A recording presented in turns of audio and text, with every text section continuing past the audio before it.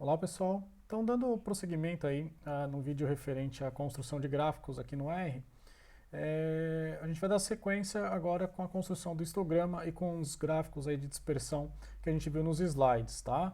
Então a gente está utilizando aí como pacote para a construção desses gráficos, né, para essa visualização o ggplot2. Para carregar o pacote, de novo a gente utiliza a função library como argumento o nome do pacote. Eu vou utilizar aqui um conjunto de dados que está dentro desse outro pacote que chama Gapminder. De novo, se você não tem ele instalado no teu computador, né, imagina agora a primeira vez não tenha, para instalar o pacote, install.packages como argumento, entre aspas, o nome do pacote, tá? Eu já tenho disponível aqui no meu computador, então basta eu carregar o pacote. Vou utilizar esse conjunto de dados porque, para o nosso interesse, é interessante que a gente utilize esse pacote, tá? Vocês vão ver mais à frente o porquê. Então, inicialmente o que eu vou fazer, pessoal, é construir ou pegar uma parte desse conjunto de dados, tá? Então a gente viu lá, ou vocês viram lá nos vídeos sobre o tutorial no R, que a gente utiliza a função subset quando sempre que a gente quer recortar o dataframe original. Então eu estou recortando o dataframe original, pegando aí dados apenas de 2007. Né, e salvando tudo isso dentro do objeto dados. Né? Então meu objeto dados, ele vai conter, vou ler aqui embaixo rapidinho, ele vai conter aí o dataframe de interesse. Na verdade isso aqui é um table, né, como eu tinha falado, é um outro tipo aí de dataset dentro do R, mas funciona mais ou menos da mesma maneira, tá? Bom, aqui os nomes estão todos em inglês, eu vou simplesmente modificar esses nomes utilizando a função names, né, e names como argumento do meu dataset, eu coloco os nomes aí em português, tá? Só isso que a gente está fazendo. E por fim, eu vou renomear os nomes aí das respostas da variável continente que tem dentro desse dataset, tá? Como vocês veem aqui no output, eles estão todos em inglês, então eu vou mudar simplesmente aí para português também, né? Vou só ler de novo aqui para vocês verem como ficou, mas então agora está tudo em português, né? E inclusive o nome aí dos continentes.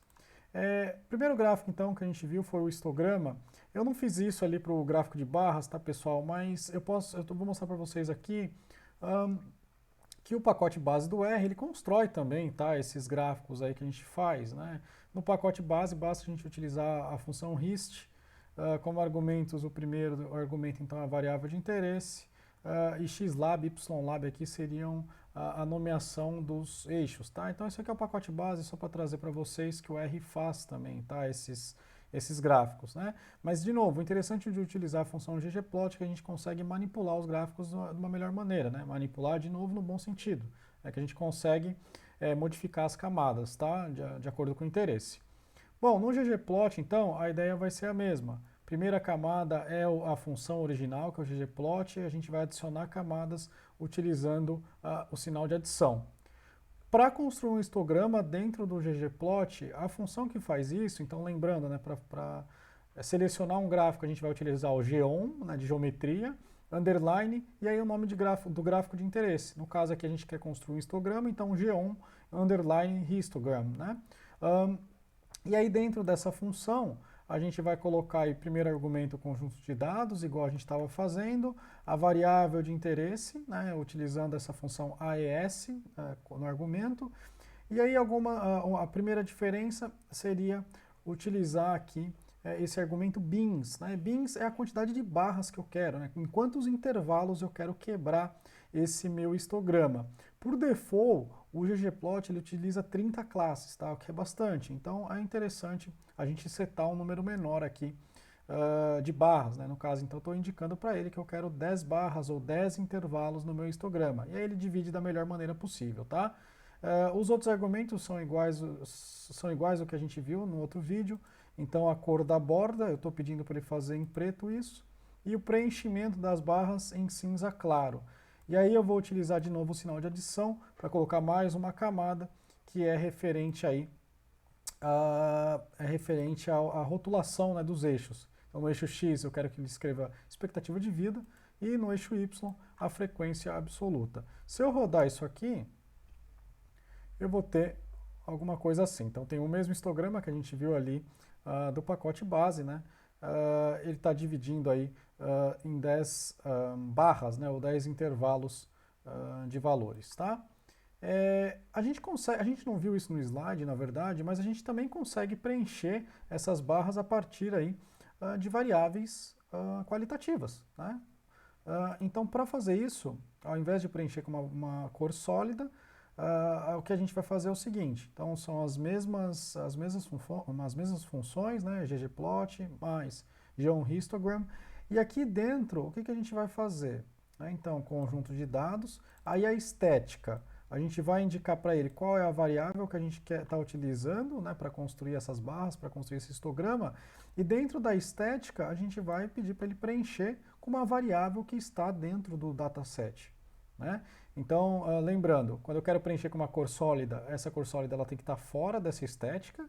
Quando eu quero preencher com uma variável que está dentro do meu dataset, eu coloco dentro dessa estética, né? E aí, como é uma variável conhecida do dataset, ela não precisa estar entre aspas, tá? Então, no caso aqui, eu estou construindo um histograma e eu quero que a cor de preenchimento seja baseada no continente do país de origem, né?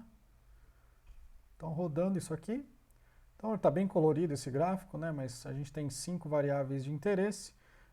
A variável, né, esqueci de comentar isso anteriormente, que a gente está trabalhando aqui no caso a expectativa de vida em anos, né? E aí as cores distintas nas barras, elas indicam continentes distintos, né? O que a gente pode ver do gráfico, por exemplo, é que as menores expectativas de vida aqui, em geral, são provenientes de países, ou são observadas em países do continente africano, né? Então aqui nessas primeiras barras, tem um único país aqui, que é da Ásia. Se não me engano, é Afeganistão, esse país, tá? Bom, então esse é o histograma. E o próximo gráfico, então, é o gráfico de dispersão. Como eu falei, a gente consegue construir, obviamente, esses gráficos diretamente aí do pacote base. Para isso, a gente utiliza a função plot. E claro, né, que a gente consegue modificar um pouco a estética do gráfico aqui, né? Então, só um outro exemplo, a mesma função plot, diminui um pouco as bolinhas, né, e tal. Mas, de novo, tá, o ggplot2 é um pacote muito completo, então a gente deve preferir ele quando a gente quiser apresentar a visualização de dados por meio de gráficos, né? Então, para o diagrama de dispersão, então, de novo, a gente vai utilizar a primeira camada, a função principal do ggplot. Para adicionar camadas, a gente vai utilizar o sinal de mais. E aí, a função para construir um gráfico de dispersão vai ser a geom_point. Dentro dessa função, então, primeiro argumento, o dataset que eu estou utilizando, dados. Segundo argumento, a estética do gráfico.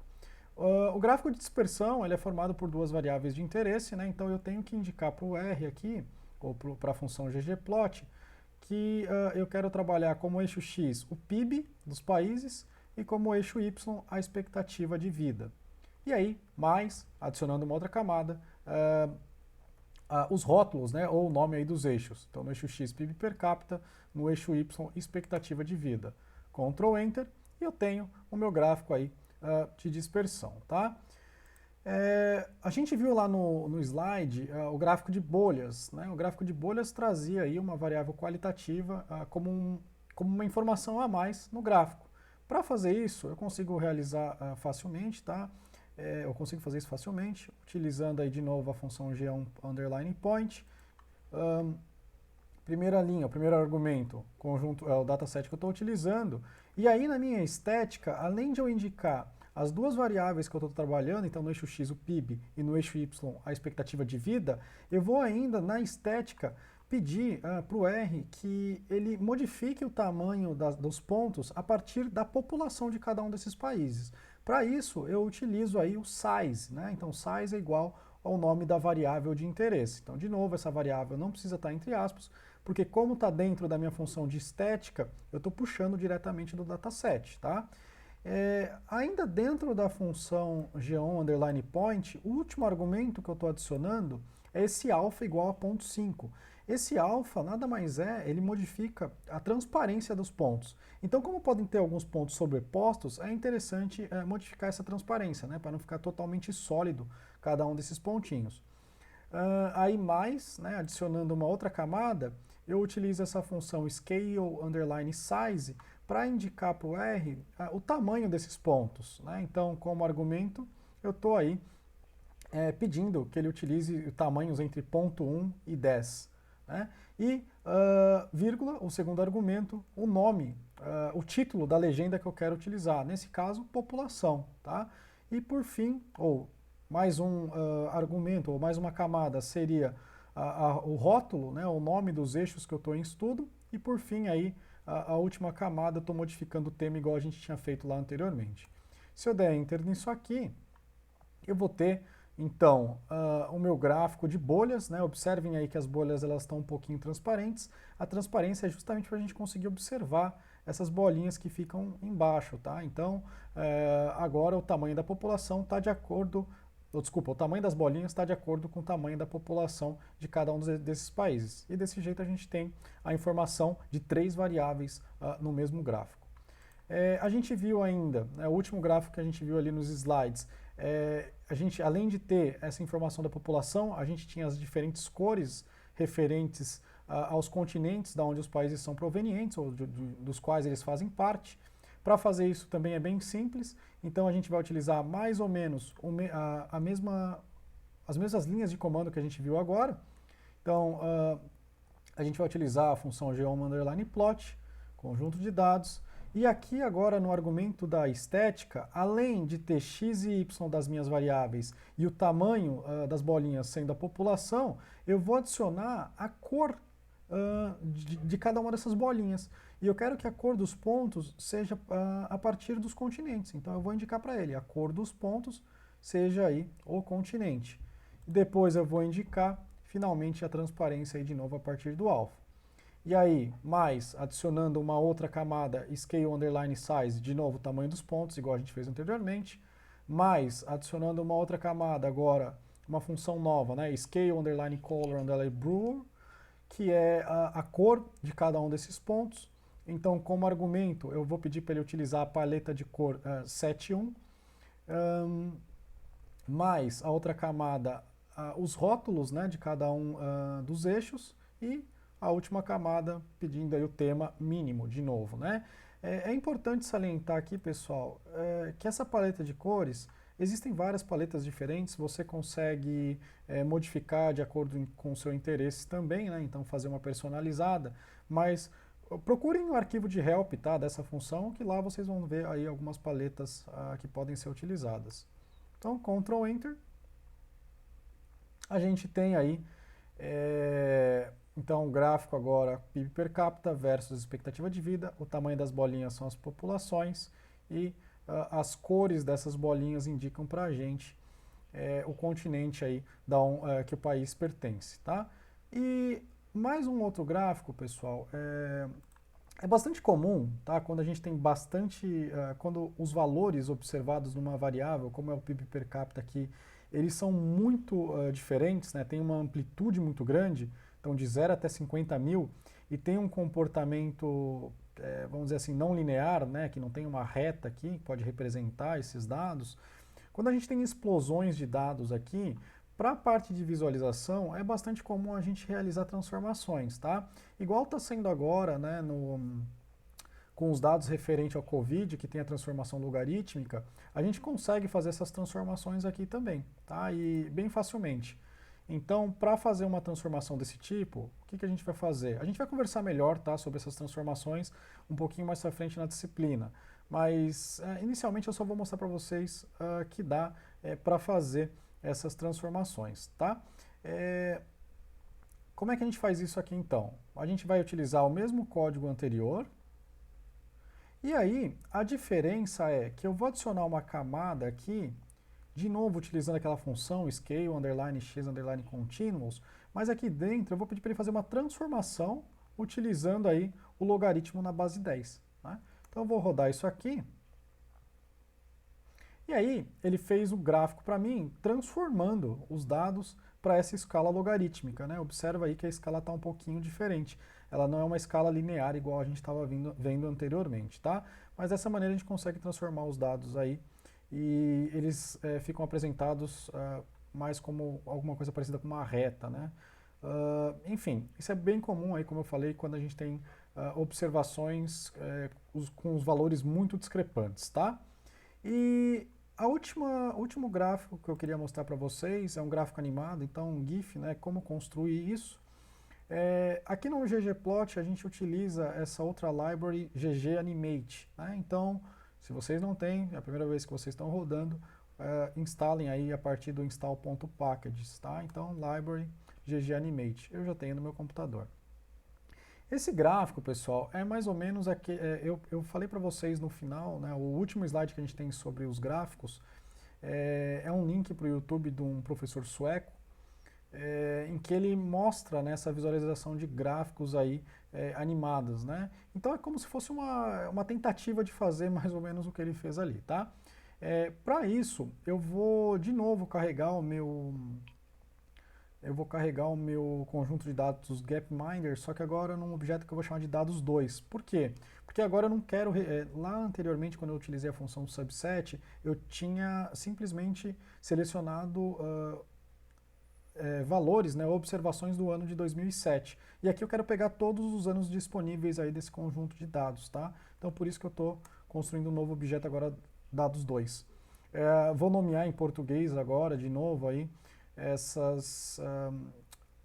as variáveis, né, em estudo desse dataset, então names dados 2.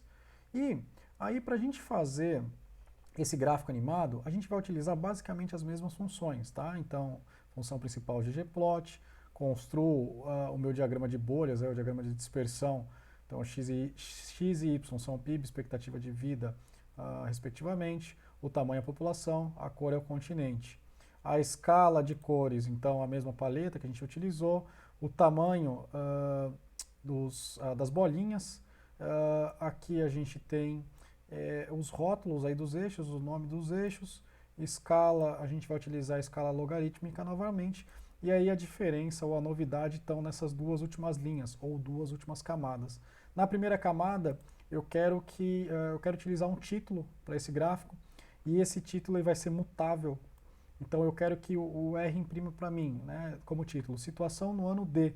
E aqui dentro dessas chaves, eu estou indicando para ele que essa parte do título ela deve ser modificada dependendo do estágio que o GIF está. Tá? E qual que é o estágio que o GIF está?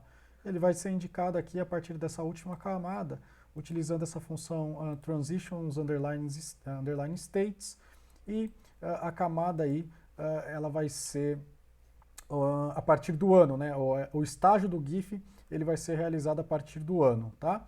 Então, se eu rodar isso aqui, o R vai renderizar, né? Vai demorar um tempinho para renderizar. Bom, tomou um tempinho aí para renderizar, né? Especialmente que eu estou gravando também esse vídeo. Mas enfim, então depois que rodou, o R vai demorar um tempinho para renderizar o vídeo ou o GIF animado. E aí esse é o resultado aqui à direita, tá? Então a gente tem tem ao longo dos anos aí disponíveis no banco de dados o que está acontecendo com os países referente aí ao PIB per capita e à expectativa de vida. E o título aqui do gráfico, observe, né, como eu falei, ele fica mutável, né, então situação no ano D, e aqui ele vai modificando de acordo com a figura. Dá para modificar bastante coisa com isso também, a velocidade, né, do gráfico. Essa velocidade ela também não precisa ser constante, pode aumentar e diminuir ao longo do tempo. Quanto mais observações você tem ao longo do tempo, aqui no caso, mais suave, né, vai ficar essas transições, mas esse aqui é mais ou menos um exemplo, né? Então, de novo, vou convidar vocês, se vocês não viram, o vídeo ali no YouTube do professor sueco, que é exatamente sobre PIB per capita versus expectativa de vida. É bem interessante aí vocês darem uma olhada naquele vídeo, tá? E por fim, pessoal, eu fecho essa nossa videoaula com um link disponibilizado aí para vocês. Verifiquem esse link, que a gente tem bastante exemplo do que a gente pode fazer aí com os gráficos, tá? E exemplos diretos mesmo, tá? São linhas de comando, basta a gente copiar e colar. E não só de gráficos de barras e gráficos de dispersão ou histograma, tem bastante variedade por ali, tá? E acho que eu finalizo essa videoaula aqui. Muito obrigado.